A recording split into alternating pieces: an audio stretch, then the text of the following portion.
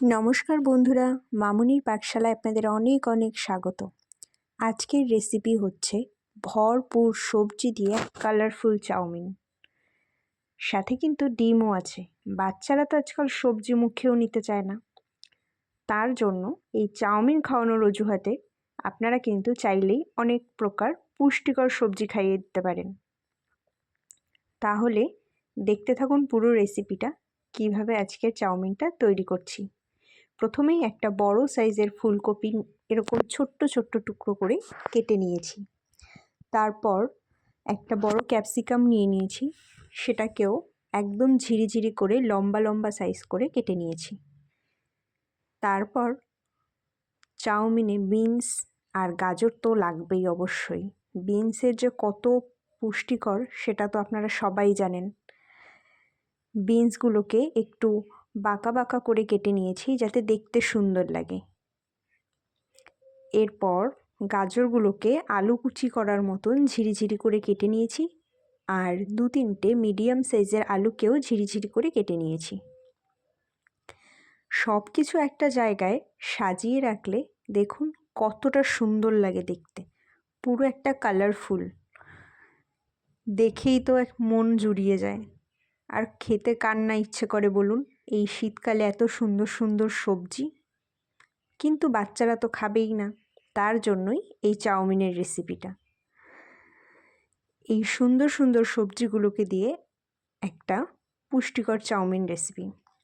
এরপর একটা জায়গাতে বেশ কিছুটা জল নিয়ে তাতে সামান্য একটু লবণ অ্যাড করে দেব, আর 1 চামচ মতন সাদা তেল অ্যাড করে দেব। তারপর সেটাকে ভালো মতন মিশিয়ে যখন জলটা একটু গরম হয়ে যাবে তখন তাতে চাউমিনগুলো দিয়ে দেব। আরেকটা কথা বলি, আমি এখানে কিন্তু এরকম ছোট ছোট প্যাকেটের 8 প্যাকেট চাউমিন নিয়েছি। সেই মতোই পরিমাণ মতন সবজি নিয়েছি। এরপর চাউমিনটাকে সেদ্ধ হতে দেব 3-4 মিনিট। এরকম যখনই চাউমিনটা ফুটে যাবে একটু হাত দিয়ে চিপে দেখে নেবেন কতটা পরিমাণ সেদ্ধ হলো। খুব বেশি কিন্তু সেদ্ধ করবেন না, মোটামুটি 60% মতন সেদ্ধ হয়ে গেলেই এটার জলটা ঝরিয়ে নিতে হবে। এরকম একটা ঝুড়িতে চাউমিনটা জলটা ঝরিয়ে রেখে দিন, তত সময় বাকি কাজগুলো করে ফেলি। এরপর একটা বড় কড়াই গরম হতে দেব।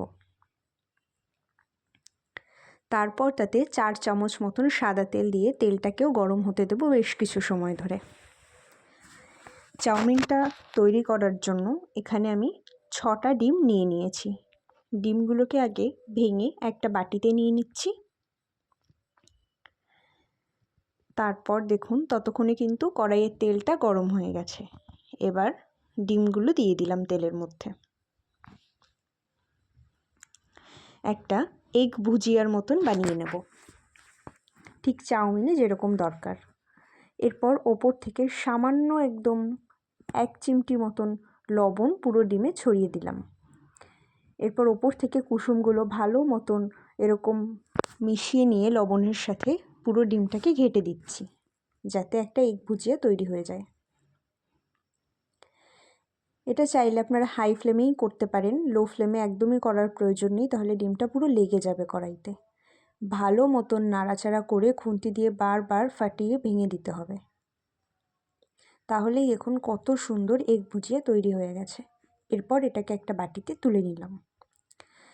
তারপর আবার কড়াইতে 15 ml মতন সাদা তেল দিয়ে দিচ্ছি। তেলটা পুরো ভালো মতন গরম হয়ে গেলে তাকে কুচিয়ে রাখা আলুগুলো দিয়ে দিলাম। এরপর ছোট্ট ছোট্ট করে কুচিয়ে রাখা ফুলকপির টুকরোগুলোকেও দিয়ে দিলাম। তারপর একে একে এতে বিনস, গাজর সবই অ্যাড করে দিচ্ছি। তারপর এটাকে ভালো মতন মিশিয়ে নেব বেশ কিছু সময় ধরে।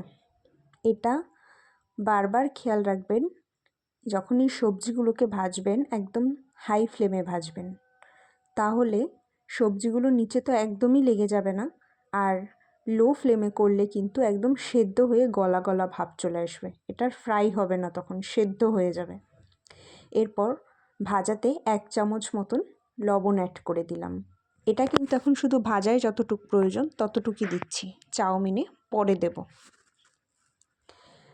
হাফ চামচ মতন সামান্য একটু হলুদ দিয়ে দিলাম, যাতে খুব সুন্দর একটা মিষ্টি কালার আসে, না হলে পুরোটাই সাদা সাদা হবে, দেখতে ভাল লাগবে না। যেহেতু ঘরে চাউমিনটা তৈরি করছি একদম নর্মালভাবে, তার জন্য যাতে কালারটা সুন্দর আসে তাই হাফ চামচ হলুদ অ্যাড করে দিচ্ছি।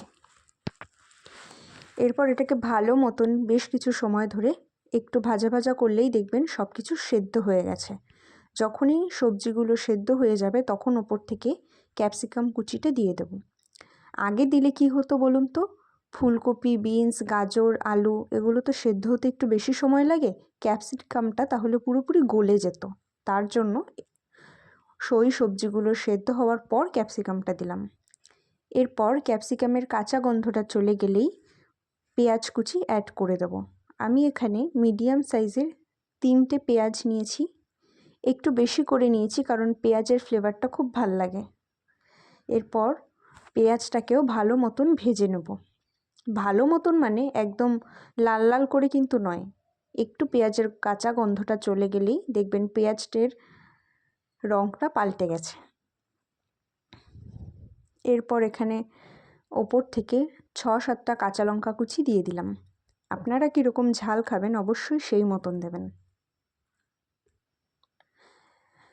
ভালো মতন এটাকে নাড়াচাড়া করে ভেজে নিতে হবে আরও 3-4 মিনিট মতন।